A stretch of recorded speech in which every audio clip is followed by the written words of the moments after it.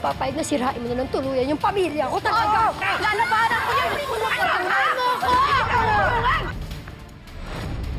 Jessica! Jessica! Nay, Dito lang, Andrea.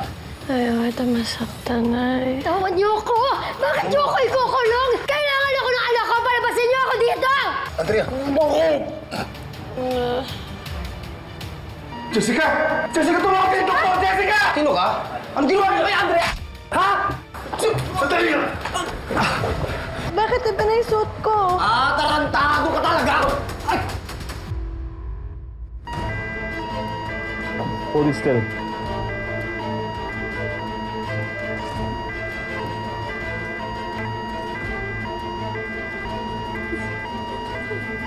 Thank you po for everything. We're very sorry po for all the troubles we've caused. Tama po si Dad. Sobrang bait niyo po. Ako po yung product ng kasalanan nila Mommy and Daddy sa inyo. And yet, you were so kind to me. Hindi niyo po pinafeel sa akin yung galit niyo.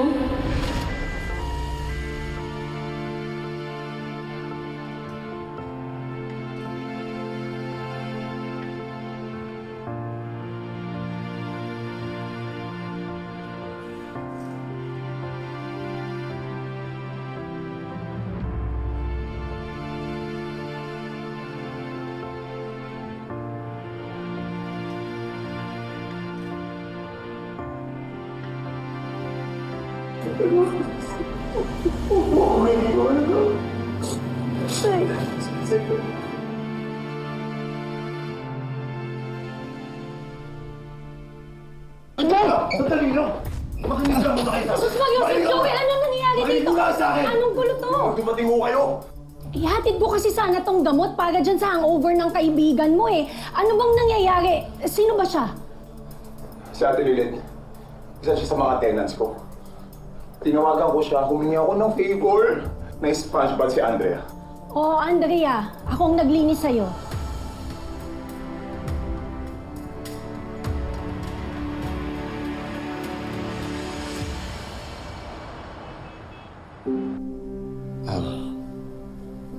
Tol, sorry. Akala ko kasi... Naiintindihan ko. Ako nga pala si Joel. Kuya, landlord ko siya dito. Jeffrey, kapatid ni Andrea.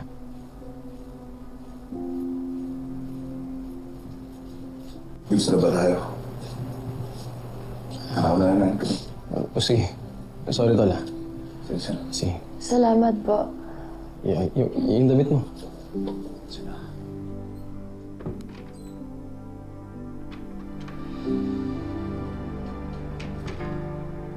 Kuya naman. Bakit ka naman bigla-bigla sumusugo dito? Binigyan kita ng keycard for emergency. Hindi para magwala ka rito. Ano bang problema mo? Bakit ka nandito? Tinatawagan kita, di ka sumasagot. Di ba emergency yun? Bakit ka nakikipag-inuman sa lalaki na kayong dalawa lang, ha? Bad trip ako eh. Kasi si Nanay at saka si Colleen, pinag-birthday pa yung anak ng tatay mo. Uy, bakit ka tumatawag? Sabihin lang sana ako sa'yo na yung Hazel na yan, nanggulo na naman.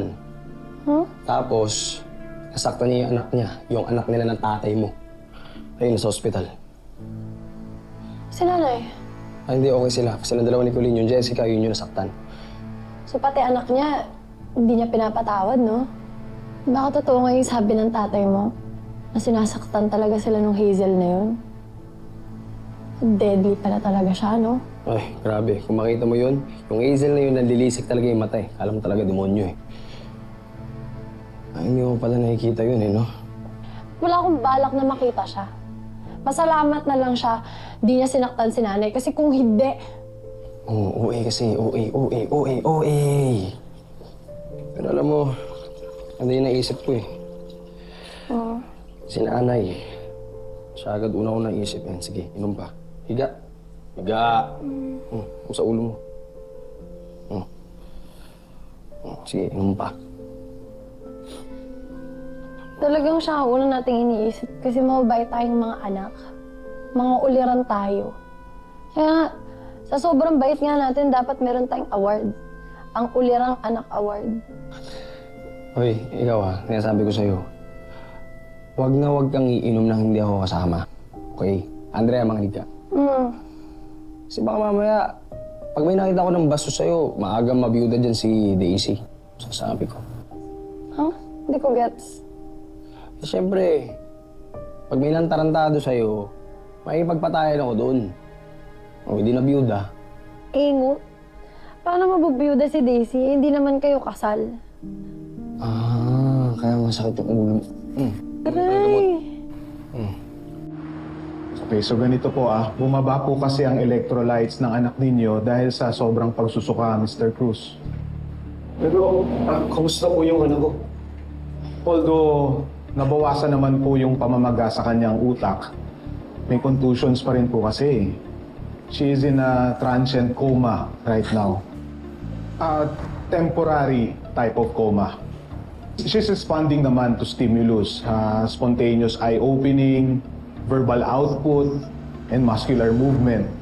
Dok, good news naman po yun, di ba? Well, yes, but still, crucial po kasi talaga ang 24 to 48 hours eh. Jessica has to wake up around that time para ma-check talaga namin if umiigi pa talaga siya. Sige. Una na po ako. Salamat, Doc. Salamat, Doc.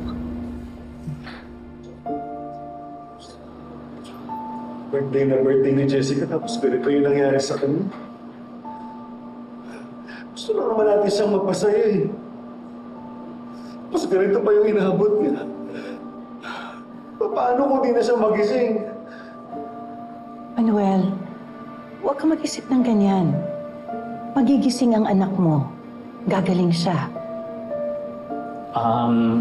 Pare, mabuti pa siguro umuwi muna tayo para makapagpahinga. Tapos ipagdasal na rin natin na magising na si Jessica. Pare, maiiwan ako dito. Babantayan ko si Jessica. Gusto ko pagising niya nandito ako. Pare, hindi ko siya kayang iwan. Sige. Sasamahan kita. Abel, Paz, pwede ikaw muna maghatid kay Colleen, ha, sa bahay? Ha? Sige po, Nay. Bukas po ng umaga magpapadala ako ng damit kay Ate Didang. Sige, anak. Salamat.